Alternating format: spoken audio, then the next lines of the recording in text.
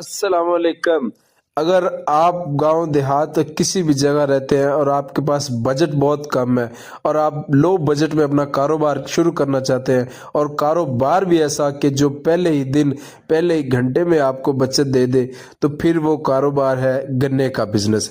ये गन्ने का बिजनेस बिल्कुल लो इन्वेस्टमेंट से शुरू होता है और शाम को पहले ही दिन आपको अच्छी खासी प्रॉफिट भी देगा।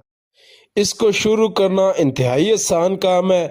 आप अपने घर के बाहर चौक में या शहर में किसी भी जगह खड़े हो जाएं, 1000-2000 रुपए का गंडेरी बनाने वाला कटर आता है, वो आपके पास होना चाहिए। उसके बाद ये होलसेल डीलर सुबह फर्स्ट टाइम ही आपको गन्ना दे दिया करेंगे। गन्ने की जो फी मन कीमत है वो मेरे भाई है 1500 रुपए, और उसमें से जो गंडेरी निकलती है वो 30 से 32 केजी है, और गंडेरी 100 से 120 रुपए तो बहुत ही मामूली रेट में मिल जाती है। शहरों में तो इस टाइम 150 रुपये रेट है, और जब आपकी 2 से 3 मन सेल होगी तो फिर आप अपनी गाड़ी का अंदाजा लगा